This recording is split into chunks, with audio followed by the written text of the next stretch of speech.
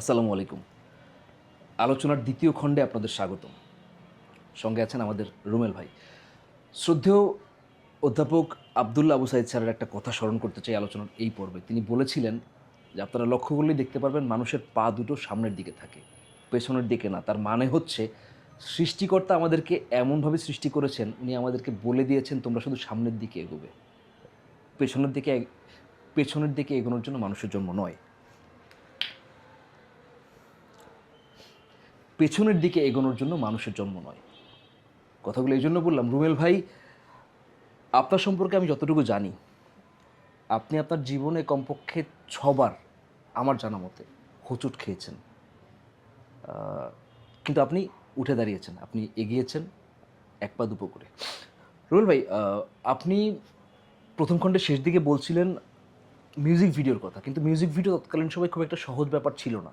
কারণ আমরা দেখেছি মিউজিক ভিডিও থেকে আফরান নিশোর মতো স্টাররা লাইমলাইটে এসছেন, এবং তুমি দূরে আর যেও না এইসব গানের মতো গান দিয়ে অনেক সিঙ্গাররা, অনেক আর্টিস্টরা জন্ম নিয়েছে ইন্ডাস্ট্রিতে। সেই সময় আপনি মিউজিক ভিডিওতে কাজ পেলেন, আপনার প্রথম কাজ কি ছিল, কার সঙ্গে ছিল, এবং সেই কাজের ব্যবসায়িক সফলতা কতটুকু ছিল? প্রথম কাজটা ছিল গোলাম সোরাব দুদুলের, পরিচালক। Music video. ওকে। উনি এটা বানিয়েছেন এটিএন মিউজিকের জন্য। আচ্ছা। এবং মজার ব্যাপার হলো, নিশো ছিল সেদিন আমার সাথে। আফরান নিশো। হ্যাঁ, আফরান নিশো। ওকে। ওরও জীবনের ফার্স্ট মিউজিক ভিডিও ছিল ওই দিন। আচ্ছা। তো তখনও সে আসলে নাটকে আসে নাই। নাটকে আমার যদ্দূর মনে পড়ে 13-14 পরে। জি। সে তখনও র্যাম্পে কাজ করছিল, ফটোশ্যুট করছিল, বিভিন্ন ফ্যাশন হাউসের মডেল হিসেবে কাজ করছিল। একটা অ্যাড করেছিল জিনি ড্রিঙ্কসের। আচ্ছা। আর তারপর আমার এটিএন মিউজিক ভিডিও করার পর আর আমাকে থেমে থাকা লাগেনি। ওকে। কারণ মগবাজার কেন্দ্রিক তখন যেহেতু কোম্পানিগুলো ওই সাইডে, মগবাজার, পাটুয়াটুলি, মগবাজারে মিডিয়ার মানুষগুলো বেশি। এটিএন বাংলায় যখন আমাকে দেখা গেল, 2টা গান রিলিজ হলো। শিল্পী ছিলেন মমতাজ, উনি তো তখন সুপার ডুপার সিঙ্গার, তার সব গানই দেখে, সারা বাংলাদেশ দেখে। আমার চুল লম্বা ছিল, বেশ লম্বা ছিল, তো আমি কোনো চায়ের দোকানে আড্ডা দিতে গেলেও মানুষ আমাকে চিনে যেত। আচ্ছা। কিন্তু তখন ওই সিজনটাতে এত গরম পড়ছিল, আমি চুল কেটে ফেলছিলাম শুধুমাত্র গরমের কারণে? হ্যাঁ, গরমের কারণে। তারপর থেকে মানুষ একটু কম চিনত, কারণ স্ক্রিনে দেখছে তো বড় চুল। জি। তো তারপর আমি একে একে মগবাজার কেন্দ্রিক কিছু মডেল আছে, ফ্রেন্ড আছে, ওরা কাজ করে।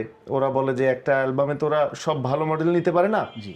অর্থনৈতিক একটা বিষয় থাকে যে আমি 4টা গানে ভালো মডেল নিব, মানে 2টা ছেলে 2টা মেয়ে দিয়ে 4টা গান করাবো, আর বাকিরা থাকবে এভারেজ মডেল। জি। তো তখন আমারই আর একটা ফ্রেন্ড বলতো, আমি 2টা গান করতেছি ওই অ্যালবামটার, তুমি 2টা গান করে দিয়ে যাও। তো তখন ডিরেক্টরকে বলতো যে ফোনে কথা বলেন, তখন আমাদেরকে কন্ট্যাক্ট করে নিয়ে যেত। তখন কি পারিশ্রমিক দিতেন? হ্যাঁ, তখন পারিশ্রমিক নিতাম, এবং তখনকার তুলনায় এখনকার পারিশ্রমিক হিসাবে বাড়ে নাই। এখন কত নিতেন? তখন পার গানে 3000 টাকা নিতাম। প্রত্যেকদিন কি একটা গান করতেন? প্রত্যেক দিন যদি ঢাকার বাইরে হতো 2টা গান করতাম। মানে আপনার অ্যাভারেজে 5-6 হাজার টাকা? হ্যাঁ হ্যাঁ হ্যাঁ। আপনি 1 বছর মিউজিক ভিডিও করছেন? না, মিউজিক ভিডিও যদি এভারেজ ধরি এখনকার, তাহলে ধরতে হবে 2026। আচ্ছা। 2000 থেকে 2025 পর্যন্ত, এই 25 বছরে 90টা গান। এখন ভাগ দিতে হবে আর কি। আর যখন বেশি করতাম তখন তো প্রতি মাসে 2টা করে করতাম, বছরে 24টা। মিউজিক ভিডিওর মার্কেটটা আপনার তো সচল ছিল, তো আপনি কি সেখান থেকে সরে দাঁড়ালেন নাকি ছিটকে পড়লেন সেটা? না, মিউজিক ভিডিও তো মডেলদের যেমন একটা গ্রহণযোগ্যতা থাকে একটা গান হিট করানোর জন্য, প্রথমত হলো ভালো একটা গান লাগবে। সিঙ্গাররাও ভালো গান গাচ্ছিলেন না, তারা সস্তা জনপ্রিয়তার জন্য গান গাচ্ছিলেন। সেই কারণে দর্শকদের কাছ থেকেও সিডির জনপ্রিয়তা আস্তে আস্তে কমে যেতে লাগলো। মানে সিডির যুগটাই আসলে, সিডির শেষ যুগে চলে আসছিলাম আমরা। আচ্ছা। ক্যাসেট শেষ হয়ে গেল, সিডির যুগ আসলো। সিডিটা 2000 থেকে 2010 পর্যন্ত মোটামুটি ছিল, দাপটে ছিল। 11 থেকে সিডি আবার হারিয়ে গেল, MP3, MP4 তখন, বা রেডিওগুলো চলে আসলো। মেমোরি কার্ডে, হ্যাঁ, মেমোরি কার্ডে গানগুলো শুনতো। তারপরে FM রেডিওগুলো আসলো, FM রেডিওগুলোতে মানুষ রাতে গান শুনতো। সেখানে তো আর মডেলিং কোনো পার্ট নাই। জি। এরপর তো আর চলচ্চিত্রে কোনো রকম আপনার পদার্পণ হয় নাই? না, চলচ্চিত্রে আসলে এটা করতে করতেই 2010 হয়ে গেল। এর মাঝখানে বিভিন্ন পেপার পত্রিকাতে স্টিল ছবিতে কাজ করতাম, এটা আমার খুব শখের একটা জায়গা ছিল, যে বিভিন্ন পত্রিকাতে ডাক দিলে আমি ফটোশ্যুটের জন্য যাইতাম, ঈদ উপলক্ষে হোক আর নর্মালি হোক। তো সেখানে দেখি যে পেপারের ফটোশ্যুট হলেও বিভিন্ন চরিত্রে ঢোকা লাগে। জি, বর্ষার সময় টি শার্ট, শীতের সময় জ্যাকেট, একটা চরিত্রে রূপান্তর হইতে হয়। কখনো কখনো মাঝির জন্য আলাদা রকম ফতুয়া। হ্যাঁ হ্যাঁ, কখনো ফতুয়া। হ্যাঁ। তো ওইখানে গিয়ে চিন্তা করলাম যে আসলে মডেলিং জীবনে তো চরিত্রের বিন্যাস আছে, জি, ফটোশুটেও আছে বা মডেলিং জীবনেও আছে। কখনো ছ্যাক খেতে হয়, কখনো ছ্যাক দিতে হয়, কখনো সাকসেস হতে হয়। তো কেন আমি অভিনয়ে আসবো না? আর এটাকে পেশা হিসেবে নিতে হলে অভিনয়ে আসতে হবে। তো আমার আসলে ফুল লেন্থে টার্গেট ছিল এটা আমাকে পেশা হিসেবে নেওয়া। আচ্ছা, কিন্তু মজার ব্যাপার কি, অনেকেই সাক্ষাৎকারে অভিনেতাদেরকে বলে যে আপনি যদি অভিনয়ে সাকসেস না হতেন তাহলে কি হতেন? জি, তখন সে বলে আমি ক্রিকেটার হইতাম বা ট্রাক চালাইতাম, বিভিন্ন রকম কথা বলে, অথবা আমি ব্যাংকার হইতাম। কিন্তু আমি আসলে A to Z চেয়েছি এই মিডিয়াতে থাকতে, প্রফেশনাল আর্টিস্ট হিসাবে। ওকে, কিন্তু আমি এটা হতে পারিনি, আমার লাক ফেভার করেনি। জি, এক্ষেত্রে আমি নিজেকেও একটু দায়ী করব যে আপনি যদি খুব ভালো, দর্শকরা মনে মনে ভাবতে পারে আপনি যদি খুব ভালো অভিনেতাই হন তাহলে আপনি আজকে এই জায়গায় কেন? জি, আমি খুব ভালো অভিনেতাও না, আমি এভারেজ অভিনেতা, কিন্তু আমার ইচ্ছা শক্তিটা ছিল অনেক বেশি যে আমি এখান থেকেই এটাকে পেশা হিসেবে নিব এবং এখান থেকে ইনকাম করব। ইচ্ছা শক্তি কি এখন নাই? ইচ্ছা শক্তি এখনো চরম আকারে। সুতরাং এইটা আপনার বলার স্কোপ নাই যে আসলে এটা হয় নাই, কারণ একজন নাসিরুদ্দিন খান কত বছর বয়সে এসে মানে পেশাগত বা পেশাদার অভিনেতা হইছেন, সেটা মাথায় রাখলে আমার মনে হয় হতাশার মেঘটা কিছুটা কাটে। সুন্দর একটা কথা বলছেন। নাসিরুদ্দিন খানের যখন একটা ব্যাড টাইম, কাজ পাচ্ছিলেন না, তখন আমার সাথে প্রায় প্রতিদিনই আড্ডা হতো বিকেলে, আমরা একই এলাকায় থাকি, এখন উনি অন্য জায়গায় থাকে। তো নাসিরুদ্দিন ভাইয়ের একটা প্লাস পয়েন্ট ছিল যেটা আমার ল্যাকিংস ছিল, যেটা আমি বলতে চাচ্ছিলাম। এই যে 2001 থেকে 10 পর্যন্ত আমার সবচেয়ে মাইনাস পয়েন্ট হলো আমি মঞ্চ নাটকে ঢুকিনি। আচ্ছা, এখন 2015 সালের পরে চিন্তা করলাম ঢুকবো, আবার কয়েক বছর পেরিয়ে গেল, করোনা আসলো, এখন আমার ফ্যামিলি আছে, ওদেরকেও সময় দিতে হয়, তারপর কাজ খুঁজতে গেলে মঞ্চ নাটকে সময় দেওয়াটা ডিফিকাল্ট। জি, আর প্রথম 2-3 বছরে মঞ্চে কাজ করতে হলে আসলে টিভি মিডিয়াতে কাজ করা উচিত না, সম্ভাবনা তাহলে ওটা শেখাটাও তো হলো না, সম্ভবই না এখন। সম্ভবই না। জি, তো এখন আমি এমন একটা পজিশনে আছি, এখন আমি মঞ্চে আসলে সময় দিতে পারবো না, এই কারণে এখন আমি মঞ্চের প্র্যাকটিসটা করতে পারতেছি না। আর বাস্তব জীবনে এসে মঞ্চের আর্টিস্টও টিভি মিডিয়াতে সামনে, ক্যামেরার সামনে এসে ঘাবড়িয়ে যায়। জি, কারণ টিভির ক্যামেরা ফ্রেম, যেহেতু তুমিও রেগুলার কাজ করছো, এটা আসলে তোমাকে বলার কিছু নেই, জাস্ট দর্শকদের জন্য জি, বলছি। জি, জি, নিশ্চয়ই সেটাই। টিভির ক্যামেরা ফ্রেম আর মঞ্চের অভিনয় অনেক পার্থক্য, চ্যাপ্টারটাই আলাদা, চ্যাপ্টারটাই আলাদা। স্ক্রিন অ্যাক্টিং, হ্যাঁ, স্টেজ অ্যাক্টিং। জাস্ট এখানে কিছু পরিচালক খুশি হয় যে মঞ্চ করে আসছে, হ্যাঁ ভালো অভিনয় মনে হয় জানে, আর মঞ্চের লোকেরা চিন্তা করে যে আমি মঞ্চে কাজ করে আসছি, এটাই তার সাহস যোগায়। জি, আমাদের আরফান নিশো তো মঞ্চে কাজ করেনি, শাকিব খান কাজ করেনি, মান্না ভাই, তারা কিন্তু অনেক জায়গায় ডিবেটও করছে যে অভিনয় আসতে হলে মঞ্চে কাজ না করলেও চলে, আমরা করছি না। রিয়াজ ভাই, শাকিল ভাই, কেউ কিন্তু মঞ্চে কাজ করেনি। তো আসলে এটা প্রতিভার ব্যাপার, নিজের ভেতরে যদি প্রতিভা না থাকে তাহলে মিডিয়াতে আসাটা ঠিক না। এবং ওই ডেডিকেশনটা দিন শেষে আসলে লাগে। হ্যাঁ, ডেডিকেশন লাগে, হবে না। হ্যাঁ, খেয়ে না খেয়ে থাকা লাগে। আমি বাসা থেকে বের হইছি, 5টা পত্রিকার অফিসে যাব দেখা করতে, যে ঈদে কি কি ফটোশ্যুট হবে। তো আমি, আমার পকেটে টাকা আছে, কিন্তু আমি এই অফিস থেকে ওই অফিসে যাব। তো দেখা গেছে টং দোকানে বসে একটা বিস্কিট খেলাম, একটা চা খেলাম, বা বিস্কিট খাওয়ার পরে পানি খাবো, তখন তো ফিল্টার ছিল না, ওই প্লাস্টিকের ড্রামে পানি রাখতো, ওই ড্রাম থেকে পানি তুলে খেতে হতো। তো ড্রামটা যখন খুললাম দেখি একটা তেলাপোকা ভাসতেছে। আচ্ছা, তো দোকানদার পানি চেঞ্জ করছে, ক্ষমাও চাইলো, কিন্তু আমি তো আর ওই পানিটা খেতে পারলাম না। আর আমি এমন একটা জায়গায় আছি যেখানে মিনারেল ওয়াটার পাওয়া যায় না, তার 2-1 কিলোর ভিতরে মিনারেল ওয়াটার নেই। আমি আবার ওইখান থেকে রিক্সা নিয়ে একটা পত্রিকার অফিসে গেলাম, সেখানে গিয়ে পানি খেলাম, রং চা খেলাম, দেন তার সাথে কথা বললাম। এই স্ট্রাগলগুলো কিন্তু সাধারণ মানুষ বুঝবে না। আবার আমি অনেক বিয়ে বাড়িতে যাই, তো আমার ছেলে সন্তান আছে, তো মনে করে মিডিয়াতে কাজ করে, তো তার মানে ওনার ছেলে মেয়ে মনে হয় পড়াশোনা করে না বা কম করে। এটা একটা ভুল ধারণা। মিডিয়ার যারা আর্টিস্ট আছে তাদের ছেলেমেয়েরা দেশ বিদেশে এখন ডাক্তার, ইঞ্জিনিয়ার, খুব ভালো ভালো জায়গায় আছে। এবং শিক্ষা দীক্ষা আমরা যদি প্রথাগত বা তথাগত স্কুল কলেজের কথা বলি, এর বাইরেও কিন্তু আমাদের এই মানে ইন্ডাস্ট্রির ভিতরে একটা পড়াশোনা লাগে। প্রচুর পড়াশোনা করা লাগে। হ্যাঁ, সেইটা আপনি কোনোভাবেই ফেলতে পারেন না রুমেল ভাই, তাই না? তারপর তুমি হিরো হিসেবে কাজ করছো, তোমার পুরো স্ক্রিপ্টটা তোমার মাথায় আছে, তারপরেও ম্যাট্রিক পরীক্ষার মতো তোমাকে পড়া লাগতেছে সিনের আগে। জি, কারণ তোমার স্ক্রিপ্টটা তোমার মুখস্থ আছে, কিন্তু তোমার যে কো আর্টিস্ট তারা কি বলবে, তারপরে আমার ডায়লগটা দিতে হবে, এর মাঝখানে আরো 3 জন আছে। Character study. হ্যাঁ, কি একটা স্টাডি, কি একটা ক্যাপচার। রুবেল ভাই, আপনার অভিনয় করা প্রথম টিভি নাটক কার সঙ্গে, কোন ডিরেক্টর, কোন কোয়ার্টিস্ট? প্রথম টিভি নাটকও আমার গোলাম সরব দদুল ভাইয়ের সাথে। চরিত্রটা ছিল খুবই ছোট, আমি স্টুডেন্ট ছিলাম, তিশা ছিল নায়িকা, ওর ফ্রেন্ড ছিলাম। তো ছোট ছোট চরিত্র করেই আসলে টিভিতে আসা, কারণ তখন তো আমাকে কেউ বড় চরিত্র দিবে না। আপনার সঙ্গে কখনো এরকম ঘটেছে যে আপনাকে সেট থেকে বের করে দেওয়া হয়েছে? হ্যাঁ, এরকমও হয়েছে যে আমাকে সিলেক্ট করেছে, সিলেক্ট করার পরে সারাদিন বসে আছি, বসার পরে বললো আজকে তো তোমার সিনটা হবে না, জি, তুমি আবার কালকে আসো। তো তখন আর মনের দুঃখে পরের দিন যাইনি। সিনটাও এত পোটেনশিয়াল না যে আমি না গেলেও কোনো সমস্যা নাই, নায়কের পাশে দাঁড়িয়ে হ্যাঁ না খাইছো এগুলো বলা। আচ্ছা, এরকম হয়েছে। মডেলিং করতে গেছি, একটা র্যাম্প গ্রুপের মধ্যে নিচে নেওয়ার পরে রিহার্সাল করাইছে, করানোর পর শোর দিন বলছে যে তুমি রিজার্ভ বেঞ্চে থাকো। ওকে। রুবেল ভাই, পারিশ্রমিক একটা বড় ব্যাপার। পারিশ্রমিক শুধু টাকা না, আমাদের একটা সাহসের ব্যাপার। পারিশ্রমিক নিয়ে আপনার কোনো কষ্টের আলাপ আছে যে আমি আসলে পারিশ্রমিক নিয়ে আসলে কষ্টের আলাপ এখনো আছে। আমরা শিল্পীরা এই ক্ষেত্রে বলবো যে আমাদের আসলে আমরা খুব দুর্ভাগ্য আমাদের। এখন পর্যন্ত আমরা পারিশ্রমিক নিয়ে অনেক জটিলতায় ভুগি। দেখা গেছে ডিরেক্টর পেমেন্ট দিয়ে দিচ্ছে খামে এডির হাতে, এডি টাকাটাই দেয় নাই বা অর্ধেক সরাই রাখছে, এই ধরনের কিছু ব্যাপার ঘটে। আবার অনেক ডিরেক্টর বলে যে তুমি তো ভাই ব্রাদার, তোমার আমি পরে ফোন দিব না, সেই ফোন আর আসে না। এখন আমরা ফোন দিলে বলে যে বিকাশ করব, জি, কিছুদিন পরে বিকাশ করব, বিল পাই নাই বিকাশে দিয়ে দিব, সেই বিকাশ আর আসে না।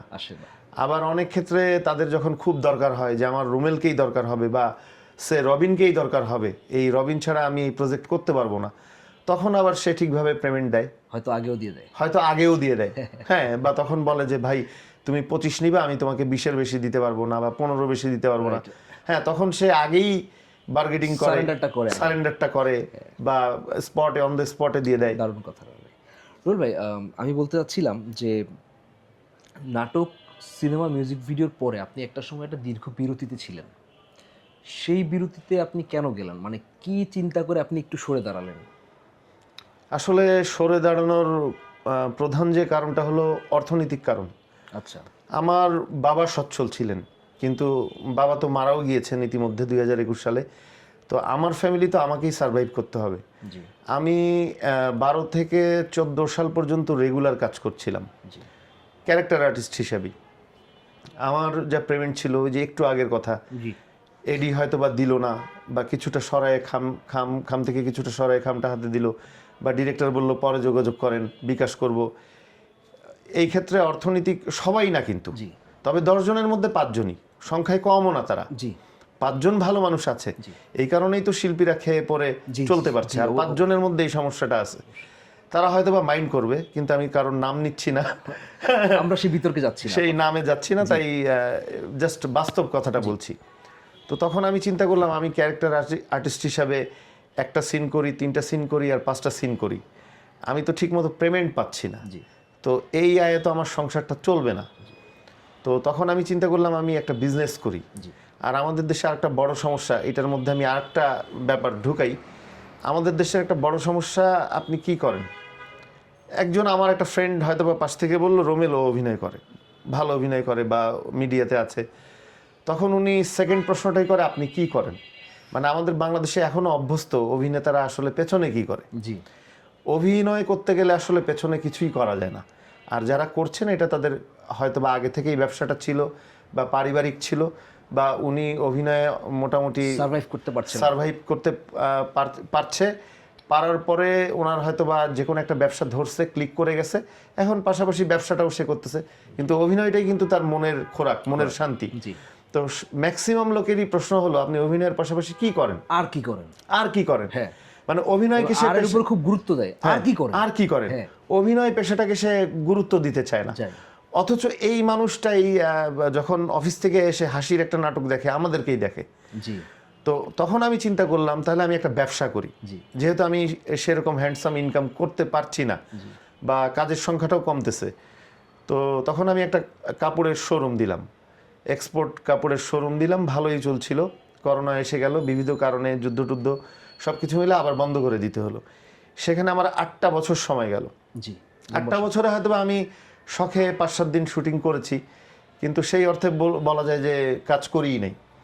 8 বছর পরে আমার আবার 15-20 লাখ টাকা ক্যাশও নষ্ট হলো। আমার মিডিয়াতেও আমি আবার পিছিয়ে গেলাম। মিডিয়াতে তুমি তো খুব ভালো করেই জানো যে তুমি যদি আবার 5 বছর পরে হিরো হতে যাও তখন আবার কষ্ট হবে। হবে না সেটা বলবো ভাই, সেটা খুব খুব খুব রেয়ার কেস। Rare case. তখন বলবে যে তুমি এই ছোট ক্যারেক্টারটা করো, এই করো, সেই করো, আপনার গ্যাপ। আমাদের দেশের মিডিয়াটা আসলে আজব, এটা পৃথিবীর আর কোথাও নাই। জি বাংলাদেশের মতো মিডিয়ার অবস্থা আমার মনে হয় ইন্ডিয়াতেও নাই। আমাদের ইন্ডাস্ট্রিটাও খুব ছোট রুমেল ভাই, আসলে অনেক আছে, অব্লিগেশন অনেক বেশি, অব্লিগেশন অনেক আছে। তো সব কিছু মিলে ব্যবসার কারণে একটা গ্যাপ, তারপরে আবার মিডিয়াতে ফিরলাম। আমি এই লাইনটা বলার জন্য এতগুলো প্রশ্ন করলাম রুবেল ভাই, যে আমি দেখছি আপনি যতবার হোঁচট খেয়েছেন আপনি দাঁড়িয়েছেন।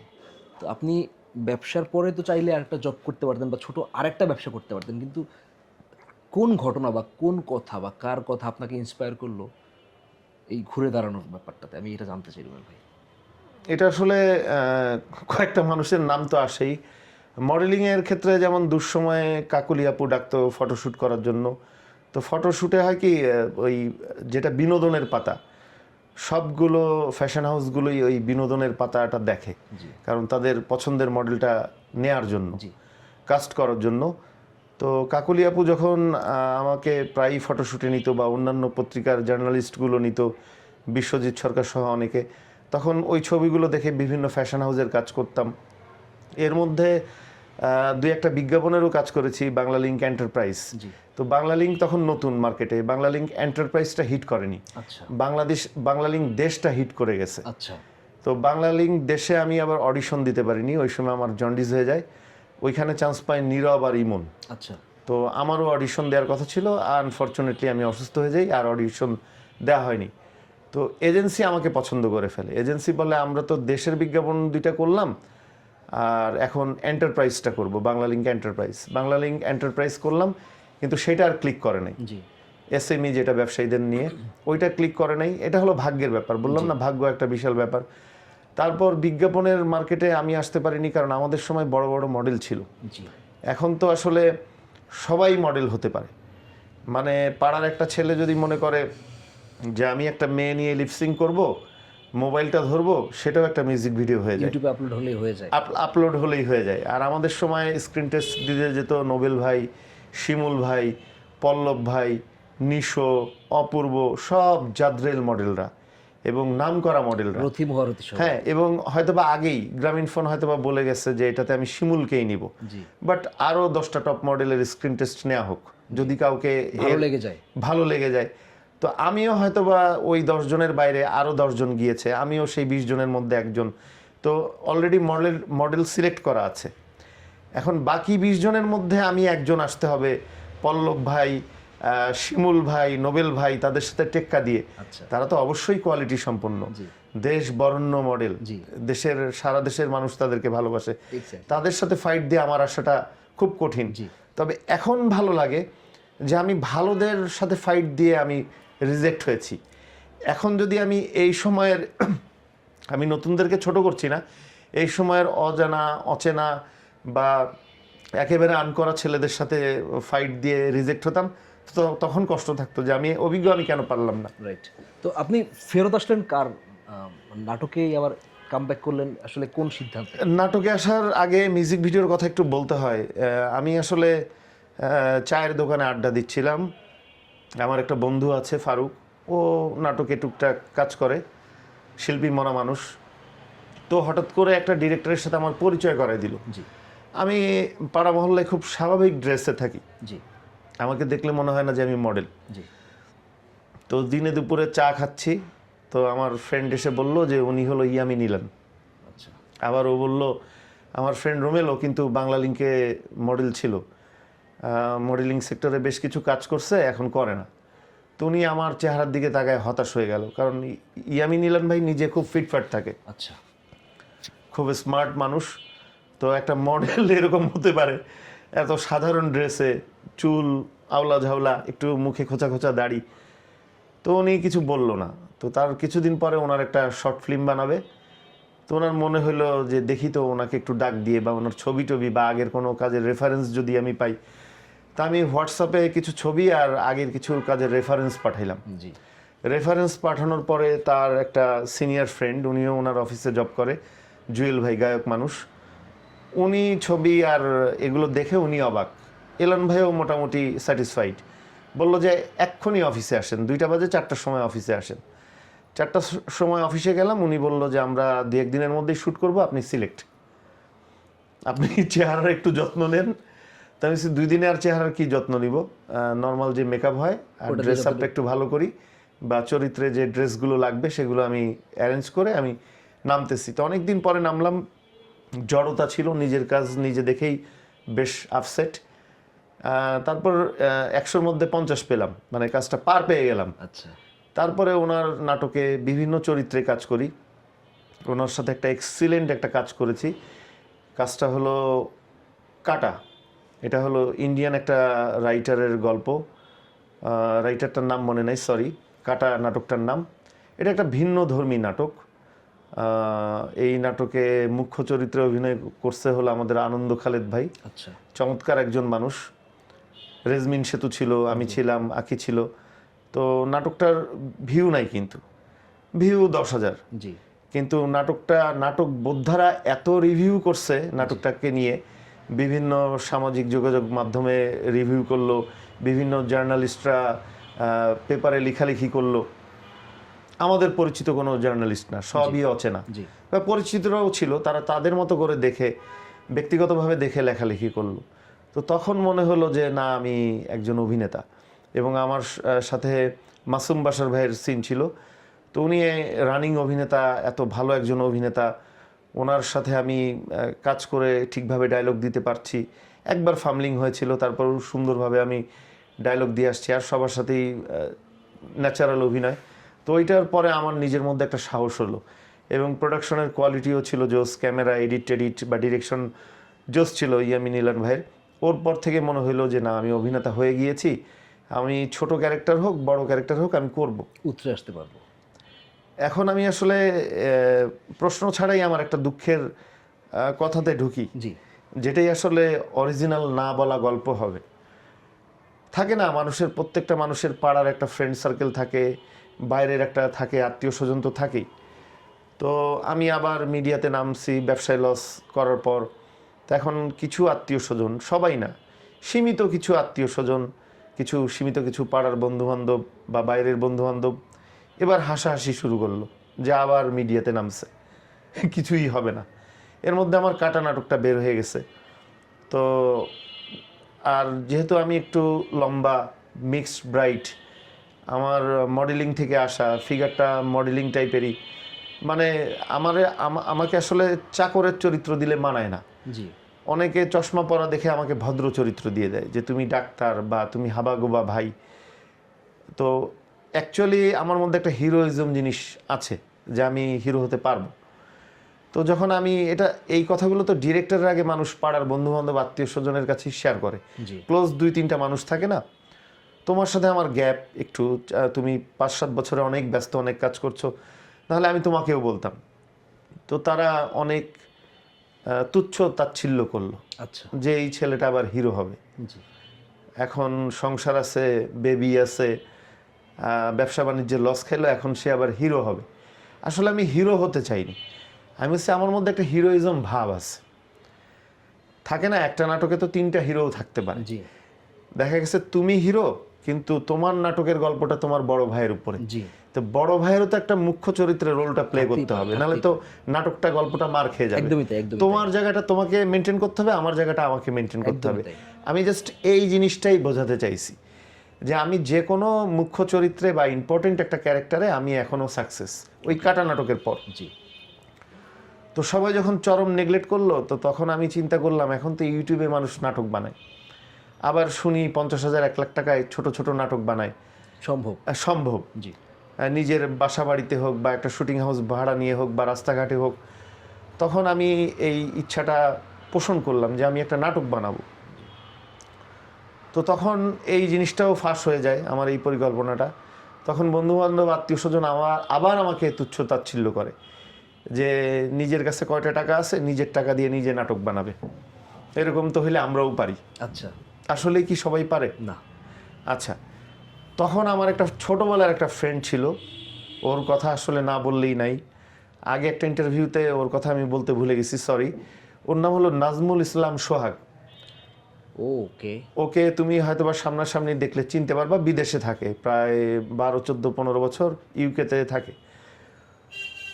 ও আবার ওর কাছ পর্যন্ত খবর চলে গেছে যে আমি একটা নাটক বানাতে চাই। জি। ও ফোন দিল যে কত টাকা খরচ করে নাটক বানাবি। তাই আমি বললাম আমি তো আমার বাড়িতেই শুটিং করব, আমার বাজেট হলো 65 বা 70। তো ও তখন বলল আমি তোর এই নাটকে প্রডিউস করতে চাই। তাই বলছি এটা তো বিক্রি করলে 1 টাকাও আসবে না, নাও আসতে পারে, কারণ আমার তো কোনো ফেস ভ্যালু আর নেই। আসতেও পারে, হ্যাঁ, সেটা আমি ভিন্ন খুব আলাপ। হ্যাঁ, সোজা সাপটা কথা বলি। জি। আমার যোগ্যতা যতটুকু আমি ক্যামেরার সামনেও ততটুকু বলি, ক্যামেরার পেছনেও ততটুকু বলি। জি। তো তখন ও বললো না, তোর শখ, আমি এই টাকাটা গিফট করতে চাই। আচ্ছা। এক প্রকার গিফট করতে চাই, টাকা উঠলে উঠবে, না উঠলে না উঠবে। জি। এখন আমি আসলে খুব আবেগ আপ্লুত হয়ে যাচ্ছি, মানে ওর কথা শোনার পর আমার চোখ দিয়ে পানি চলে আসার মতো অবস্থা হইলো। তা আমি বললাম ঠিক আছে। তো বললো আমার কাছে এখন 70 নাই, 35 আছে, আমি পাঠাচ্ছি, আর বাকিটা আমি তোর শুটিংয়ের পরে দিচ্ছি, তোর কাছে থাকলে তুই শুটিং শুরু করে দে। তো বাই দিস টাইম একটা ভালো গল্প পেয়ে গেলাম। গল্পটা এমন, খুব সংক্ষেপে বলি। নাম কি গল্পটার?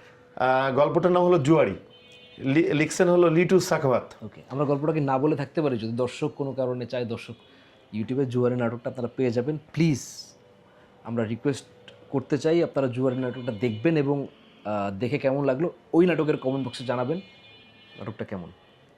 গল্পটা রিভিল না করি নাটকের। হ্যাঁ, গল্পটা রিভিল না করি, জাস্ট বলি নাটকটা, গল্পটা খুব চমৎকার।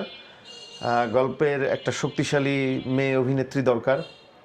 তো আমি যেহেতু নতুন মুখ্য চরিত্রে অভিনয় করতে চাচ্ছি, এখন বাজারে এসে দেখলাম নতুন যারা মুখ্য চরিত্রে অভিনয় করে তাদের সাথে সব নায়িকা কাজ করতে চায় না।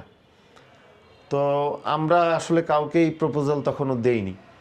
অয়ন চৌধুরী আছেন আমাদের একজন প্রখ্যাত রাইটার নাটকের জগতের, 700-800 নাটক ওনার টিভিতে অন এয়ার হয়ে গিয়েছে। তো অয়নদা বলল আমি আসলে এই বিষয়টা ঠিক ভালো বুঝবো না, তোমার সাথে কে কাজ করবে বা করবে না, তবে একটা অভিনেত্রী আছে আইনুন পুতুল, তোমরা ওকে নক করে দেখতে পারো। তো ডিরেক্টর নক করলো। ডিরেক্টরের আগের একটা সিরিয়ালে, ডিরেক্টর ছিল SM শাহিন, আগের একটা সিরিয়ালে ও কাজ করেছে। ডিরেক্টরের কথায় সে রাজি হয়ে গেল। তার কাছে নতুন হিরো পুরনো হিরো এই সমস্ত কোনো সাবজেক্ট নাই। তো পুতুল আসলো। পুতুলকে আমি বললাম তুমি ভালো অভিনয় করো, তুমি তোমার অভিনয়টা করে যাও, আমি স্বাভাবিকভাবে কথাবার্তা বলবো। অনেক দিন পরে নাটকে কাজ করতেছি, আবারও একটু জড়তা আসতে পারে, সেই জন্য সরি, আর দর্শকদের কাছে তো সরি বলতেই হবে, আসো কাজটা করি। তো সিঙ্গেল নাটকের হিরো যখন হতে গেলাম তখন দেখলাম সবচেয়ে বড় চ্যালেঞ্জ হলো হিরো হিসেবে পুরো নাটকটা টানা, চরিত্রটা আসলে বহন করা। 40 মিনিটের একটা নাটক, জি। মানে চরিত্র তো বহন করতেই হয়। জি। যদি আমাদের ওই নাটকটা ছিল একদিনের, যেহেতু বাজেট অল্প, জি। 2 দিন হলে 1.5 লাখ টাকা মিনিমাম, একদিনে 70,000 টাকা। তো একদিনে শুটিং শেষ করতে হবে। সকাল 10টায় শুটিং শুরু করলাম, রাত 4টায় গিয়ে শুটিং শেষ হলো। নায়িকার শুটিং শেষ হয়ে গেল রাত 12টায়। ভাগ্য ভালো, নায়িকাকে ছেড়ে দিতে পারছি রাত 12টায়। ভোর 4টায় গিয়ে শুটিং শেষ হলো। তো সকাল 10টা থেকে টানা রাত 4টা পর্যন্ত, এর মধ্যে লাঞ্চ আর চা বিস্কিট খাওয়া ছাড়া কোনো রেস্ট নাই। ওকে। একটার পর একটা ড্রেস পরা। তখন আমার কাছে মনে হলো অভিনয়ের থেকে এটা কষ্ট বেশি, এই যে ড্রেস পরা। বা নায়কের আসলে, নায়ক নায়িকার আসলে ক্লান্তি বলতে কোনো ওয়ার্ড নাই। হ্যাঁ, এখন 500 চরিত্রের হয়তো বা আমার পরে একটা সিন আছে, ওই সিনটা আধা ঘন্টা শেষ হয়ে গেল, বা লাইট সেট করতে আরো 10-15 মিনিট, সে 1 ঘন্টা ব্রেক পাবে, বড় জোর 1 ঘন্টা, তাও পায় না। তো 1 ঘন্টা পরেই তাকে আবার আরেকটা শটে যেতে হয়। তো মুখ্য চরিত্রে অভিনয় করতে এসে দেখলাম যে আসলে নাটকটা টানাও একটা বিশাল ব্যাপার। তো পরের দিন ভালো লাগলো যে আমার এলাকার 2-1 জন অভিনয় করেছে, একজন অভিনয় করেনি, একজন দেখেছে, উনি আবার সাবেক পরিচালক ছিল, ফারুক খান টিটু। উনি বলল তুমি সাকসেস। আমি বললাম এখনো তো এডিটই হয়নি, আমি কেমন অভিনয় করলাম, বলে আমি অভিনয় নিয়ে কথা বলতেছি না, তোমার তুমি যে নাটকটা টানতে পারছো এটাই আসলে অনেক বড় ব্যাপার। এক্স্যাক্টলি। জীবনের প্রথম নাটক, সিঙ্গেল নাটক টানাটাই অনেক বড় ব্যাপার। সেটা নায়িকার ক্ষেত্রে হয়, হয়তো বা অনেকে বলে অনেকে বলে বলে না। না, ঠিক। এইভাবেই আমার ফিরে আসাটা। আসাটা। রুবেল ভাই এই মুহূর্তে কথার গভীরতায় কিছুটা আবেগ আপ্লুত। দর্শক, আমরা এই মুহূর্তে একটা ছোট্ট বিরতি নিচ্ছি, ফিরছি শিগগিরই। আসসালামু আলাইকুম।